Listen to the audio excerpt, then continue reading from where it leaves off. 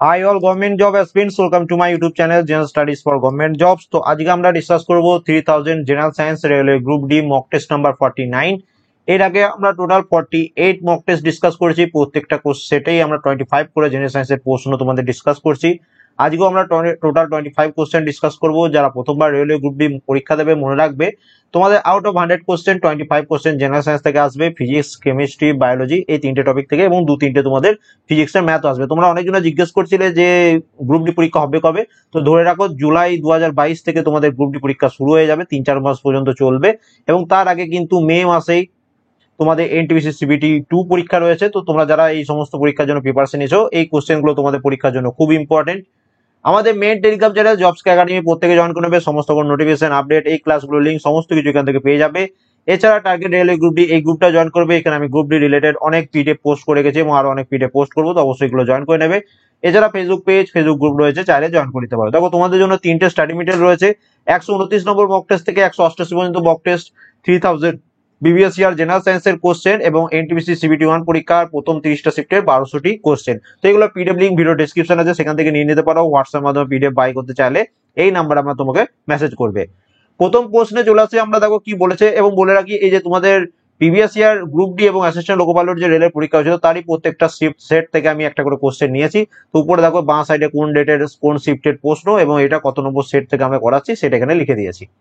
এবার চলে আসি প্রথম প্রশ্নে, নিম্নলিখিত অ্যাসিডগুলির মধ্যে কোনটি পালং শাক এবং টমেটোতে পাওয়া যায়?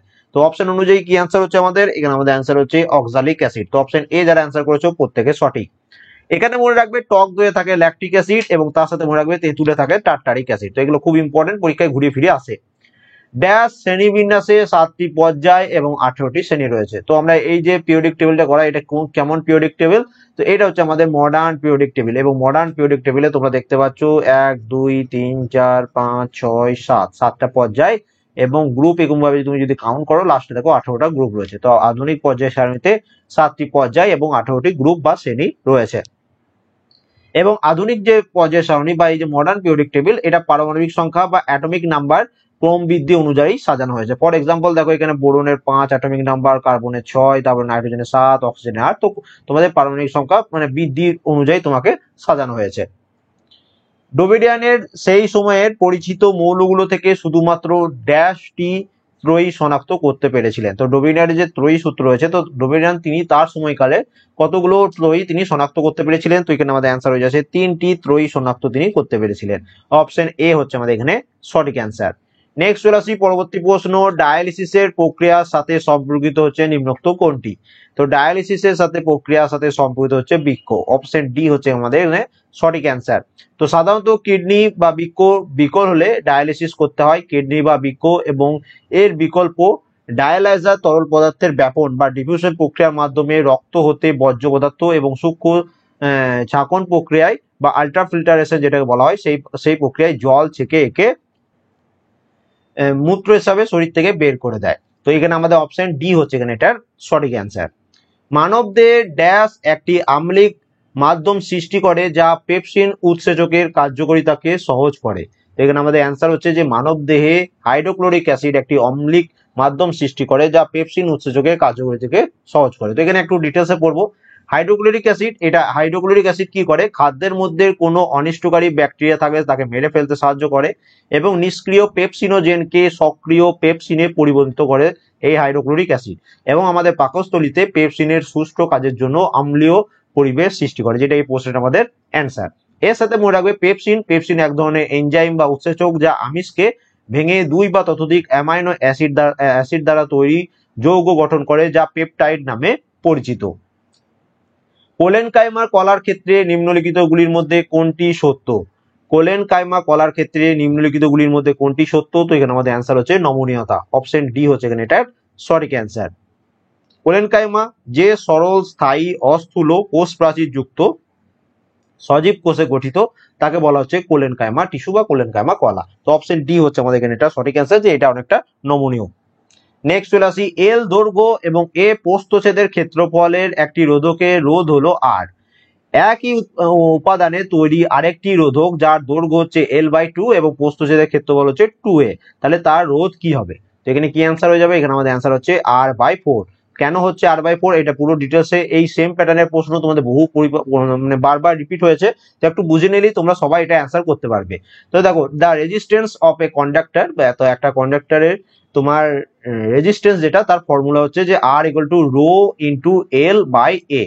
এবার দেখো, এবার কি বলেছে, এই যে এল রয়েছে, এটা নতুন যে আরেকটা দৈর্ঘ্য হচ্ছে, সেটাতে এই এলটাকে L/2 করেছে, এবং এই যে নিচে এ রয়েছে দেখতে পাচ্ছ, এরিয়া বা ক্ষেত্রফলে প্রস্থচ্ছেদের ক্ষেত্রফল যেটা, সেটাকে 2a, মানে এটাকে 2 গুণ করে দিয়েছে, 2a করে দিয়েছে। তো সেই ভ্যালুটাই আমি এখানে পুট করব, যে আরেকটি রোধক যার দৈর্ঘ্য L/2 এবং প্রস্থচ্ছেদের ক্ষেত্রফল 2a হলে তার নতুন রোধ R1 ধরলাম, সেটাকে এই যে R লিখেছি এখানে, তো এখানে এটা আমরা R ধরলাম, রোটা রো থেকেই যাবে, এল এর জায়গায় L/2 এবং এ এর জায়গায় 2a। তো এটা যদি তুমি দেখো, তো রো এই যে L/2 এটা লিখে দিলাম ইনটু 1/2a, এটা তুমি একটু ভেঙে লিখলে, তাহলে এখান থেকে কি পাচ্ছ, এই 2 এবং এই 2 গুণ করলে কত হয় 4, তো 1/4টাকে তুমি আগে নিয়ে চলে এলে, ইনটু দিয়ে তুমি বাকিটা লিখে দিলে রো ইনটু L/A। তো এই যে রো ইনটু L/A এটা আগে আমরা পেয়েছি আর, তাহলে 1/4 ইনটু আর হলো মানে R/4, তাহলে অ্যান্সার হয়ে যাচ্ছে কি অপশন বি R/4। তো এই 2-3বার প্র্যাকটিস করবে, তাহলেই দেখবে তোমরা এগুলো ডিটেলসে সলভ করতে পারবে, এবং যে পিডিএফটা আছে দেখবে, সেই পিডিএফ এর মধ্যে এটা এরকম ভাবে ডিটেলস আমি সলভ করে দেওয়া আছে, তো সেখান থেকে এটা তোমরা রিভিশন করে নেবে। এই যে দেখতে পাচ্ছ সেট নম্বর 82 তে আছে, তো 82 এ তুমি একটু কোশ্চেনটা খুঁজে নেবে, সেখানে দেখবে এই কোশ্চেনটা পেয়ে যাচ্ছ। পরবর্তী প্রশ্নে চলে আসি, ওজন ছাড়া নিচের কোনটিকে মৌলের মৌলিক বৈশিষ্ট্য হিসাবে ধরা হয়? তো এখানে আমাদের অ্যান্সার হয়ে যাচ্ছে পারমাণবিক সংখ্যা বা অ্যাটমিক নাম্বার, অপশন সি হচ্ছে এখানে এটা সঠিক অ্যান্সার।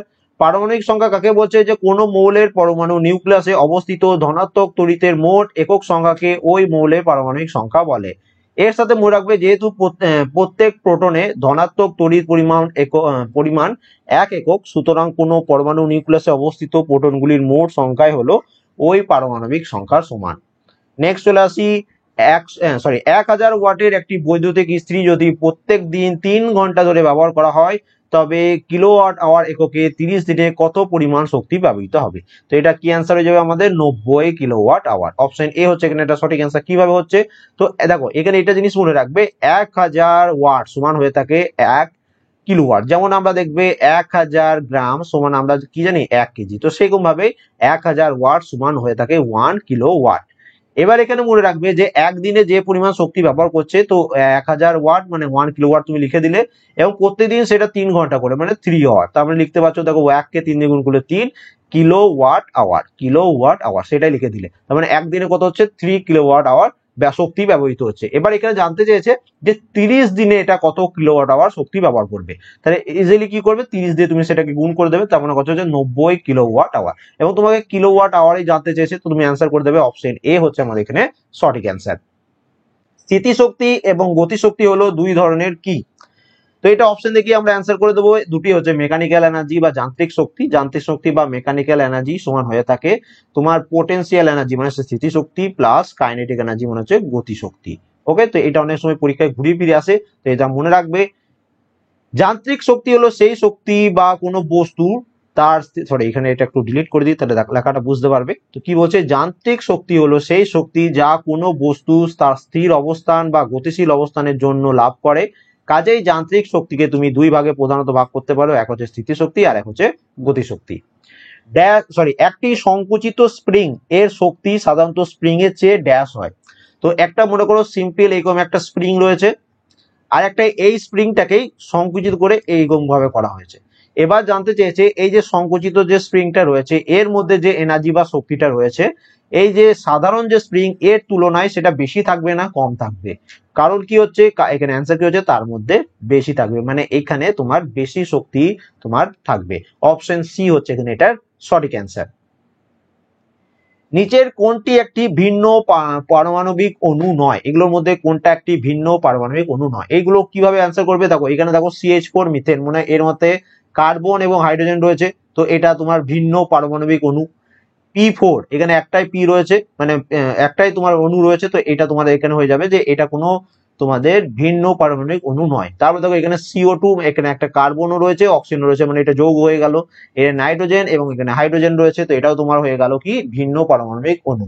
তো ভিন্ন পারমাণবিক অণু নয় কোনটা, তার মানে সেটা কি হয়ে যাবে আমাদের P4, তো অপশন বি হচ্ছে আমাদের এখানে সঠিক অ্যান্সার। বল বাই ত্বরণ সমান কি হবে? তো এই টাইপের প্রশ্ন আমরা অনেক সময় পরীক্ষায় ভুল করে দিয়ে আসি বা আন্দাজে করে দিয়ে আসি। খুব ইজি ফর্মুলা, আমরা এই ফর্মুলা দিয়ে প্রচুর ম্যাথ করেছি। আমরা দেখো এখানে কি লিখেছি, 4F = ma। ফোর্স মানে হচ্ছে কি বল, মাস সমান হচ্ছে ভর, এম সমান হচ্ছে এম মানে হচ্ছে মাস মানে হচ্ছে ভর, এবং এ হচ্ছে অ্যাক্সেলারেশন বা ত্বরণ। এবার তোমার কাছে এখানে কি জানতে চেয়েছে, বল বাই ত্বরণ। তো তুমি যদি লেখো যে বল বাই ত্বরণ সমান কি হয়ে যাবে, ভর পড়ে রয়েছে, তাহলে বল সমান ভর ইন্টু ত্বরণ, তাহলে তুমি ভর সমান লিখতে পারো বল বাই ত্বরণ। তো এখানে কি অ্যান্সার পেয়ে যাচ্ছে আমরা, ভর। তো অ্যান্সার কি হয়ে যাচ্ছে, অপশন বি, ভর। তো এইগুলো একটু মনে রাখবে, খুব ইজি তোমাদের পরীক্ষার জন্য, কিন্তু আমরা পরীক্ষায় না জানার জন্য বা অনেকজন আমরা কি জানি যারা নন সায়েন্স ব্যাকগ্রাউন্ডের স্টুডেন্ট হয় তারা এগুলো মানে পড়তে চায় না। তো খুব সহজ, তোমাদের পরীক্ষায় খুব সেম প্যাটার্নের প্রশ্ন দেখবে এবারও আসবে। জাস্ট তোমাকে সেই ফর্মুলা গুলো মনে রাখতে হবে, যে এই ফর্মুলা দিয়ে আমরা ফিজিক্সে প্রচুর ম্যাথ করেছি। তো এটা কারো ভুল করার কিছু নেই। এখানে আরেকটা জিনিস আমরা করে দিই, F = m × a। এফ মানে হচ্ছে ফোর্স বা বল সমান হয়ে থাকে ভর ইন্টু ত্বরণ। এবার দেখো ফোর্সের সাধারণ ইউনিট আমরা জানি যে এসআই ইউনিট হচ্ছে নিউটন। আবার এখানে দেখো মাস বা ভরের ইউনিট কি হচ্ছে, কেজি, এবং অ্যাক্সেলারেশন ত্বরণের ইউনিট কি হচ্ছে, মিটার/সেকেন্ড স্কয়ার। তার মানে তোমাকে এখান থেকে তুমি এটাও জানতে পারছো যে 1 নিউটন সমান হয়ে থাকে 1 কেজি মিটার/সেকেন্ড স্কয়ার। অনেক সময় তোমাকে পরীক্ষা দিয়ে দেবে যে বলো বলের একক কি, ওকে, তো সেখানে তোমার নিউটন থাকবে না, সেখানে থাকবে কেজি মিটার/সেকেন্ড স্কয়ার। এবার এই সিম্পল ফর্মুলা থেকে তুমি এটা বার করতে পারবে, কিন্তু তুমি যদি এগুলো না পড়ে থাকো বা এখন যারা দেখছো তারাও যদি না পড়ে থাকো, তাহলে তখন এই শুধু মানে 1 নম্বর যেখানে আসতো তোমাকে সেই প্রশ্নটা ছেড়ে আসতে হবে, নাহলে তুমি পরীক্ষায় আন্দাজে অ্যান্সার করতে হবে, তোমার সেখানে নেগেটিভ হয়ে যাবে। ওকে, তো এই ভুলগুলো করবে না, যেগুলো শিখছো একবারে শিখে নাও, দরকার হলে ভিডিওটা আরেকবার দেখে নাও, একটু পিছিয়ে নিয়ে দেখে নাও, তাহলেই বুঝতে পেরে যাবে। এবং বল সমান হয়ে থাকে কি, ভর ইন্টু ত্বরণ। তাহলে তুমি এখান থেকে বলতেই পারো যে ভর সমান হয়ে থাকে বল বাই ত্বরণ। নেক্সট চলে আসি পরবর্তী প্রশ্ন, ভিড় রাস্তায় একটি গাড়ির গতি নিচের কোনটির উদাহরণ?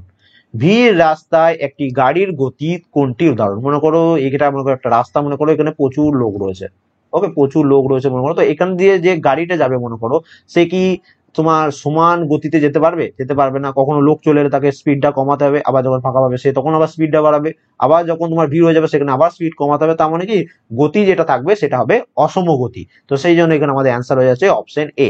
এবং তোমাদের যদি পরীক্ষায় প্রশ্ন চলে আসে যে ভিড় রাস্তায় জায়গায় যদি দেখা থাকে ফাঁকা রাস্তায়, তখন কি হবে, তখন সুষম গতি হয়ে যাবে বা সমগতি হয়ে যাবে। নেক্সট চলে আসি পরবর্তী প্রশ্ন, যেই কলা উদ্ভিদকে শক্ত এবং কঠোর করে তোলে সেটি হলো কোনটি? তো যে কলা উদ্ভিদকে শক্ত এবং কঠোর করে থাকে সেটা হচ্ছে স্ক্লেরেনকাইমা কলা। তো অপশন বি হচ্ছে আমাদের এখানে সঠিক অ্যান্সার। স্ক্লেরেনকাইমা টিস্যু বা স্ক্লেরেনকাইমা কলা হলো এক প্রকার কলা বা টিস্যু যার কোষগুলো শক্ত, অনেক লম্বা এবং পুরু প্রাচীর বিশিষ্ট হয়ে থাকে, এবং এটি প্রোটোপ্লাজম বিহীন লিগনিন যুক্ত যান্ত্রিক কাজের জন্য নির্দিষ্ট কোষ দ্বারা গঠিত হয়। প্রাথমিক অবস্থায় প্রোটোপ্লাজম থাকলেও তারা খুব তাড়াতাড়ি নষ্ট হয়ে মৃত কোষে পরিণত হয়। তো এটাও মনে রাখবে। নেক্সট চলে আসি, নিচের কোনটি বা কোনগুলি ঠিক? 1 নম্বর অপশনে দিয়েছে যে বেকিং পাউডারের তেতো স্বাদ, এবং ক্ষারের স্বাদ তেতো, এবং অম্লের স্বাদ হচ্ছে টক। তো এখানে আমরা কি অ্যান্সার করবো, বোথ 1 নম্বর এবং 2 নম্বর হচ্ছে উভয়ই ঠিক। বেকিং পাউডার এটা কি হচ্ছে, এটা তোমাদের তোমাদের ক্ষার, এবং এটা স্বাদে তেতো, এবং অম্ল স্বাদের টক। তো এটা ঠিকই দিয়েছে, তো অপশন সি হচ্ছে আমাদের এখানে সঠিক অ্যান্সার।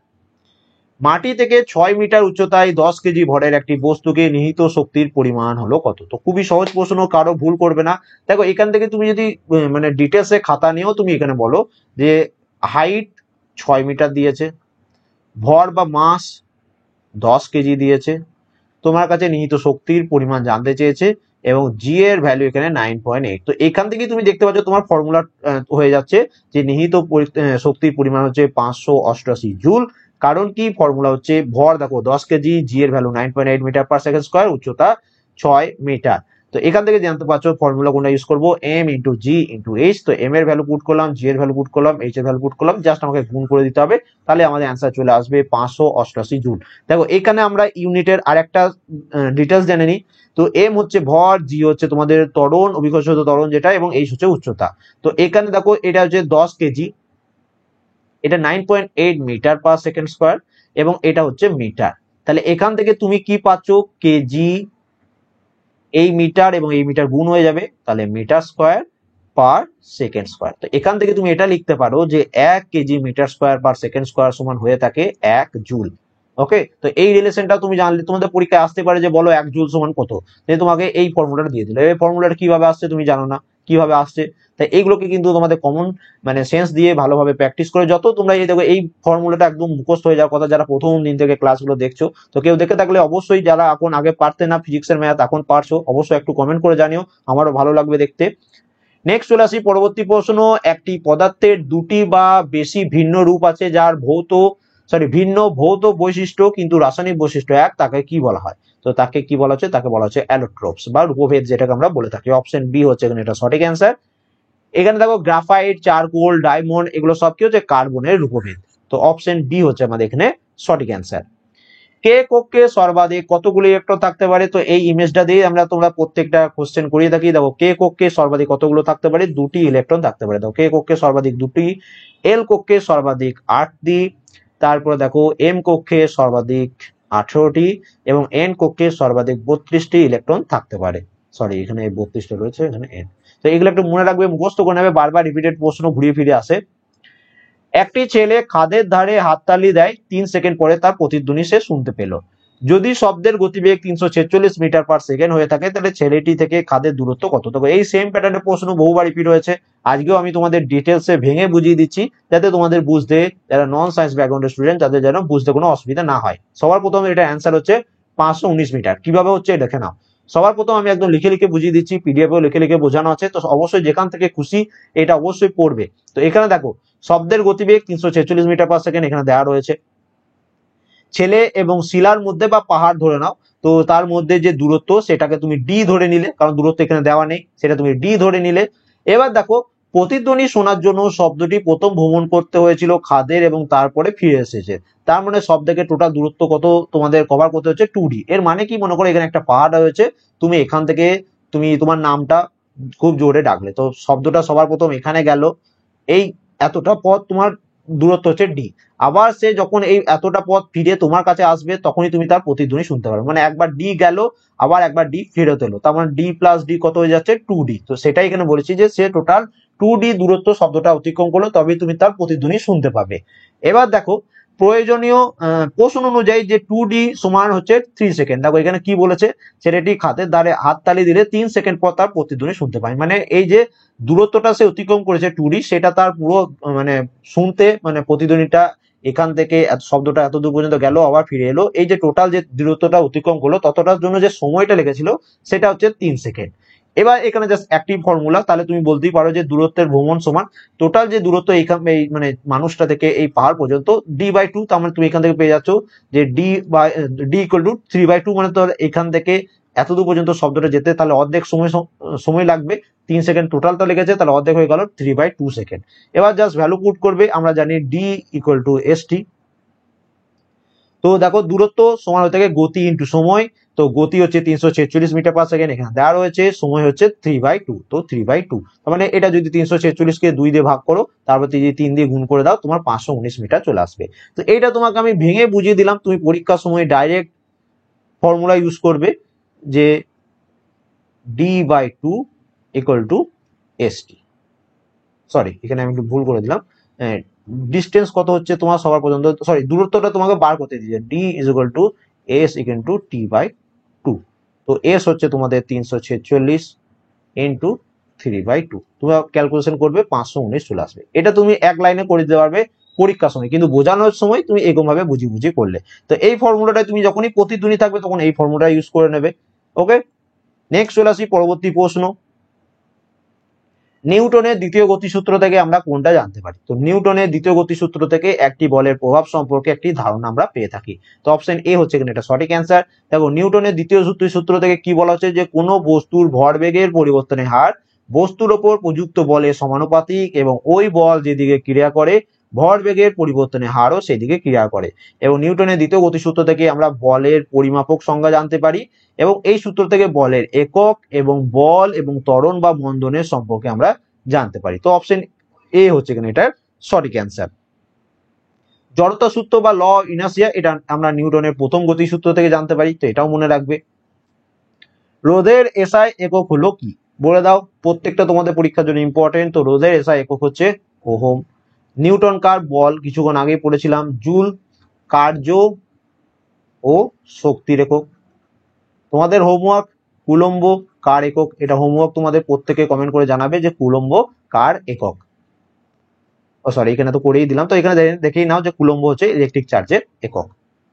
যান্ত্রিক শক্তি হলো গতিশক্তি এবং ড্যাশের যোগফল। দেখো কিছুক্ষণ আগেই করেছিলাম যে মেকানিক্যাল এনার্জি বা যান্ত্রিক শক্তি সমান হয়ে থাকে কি?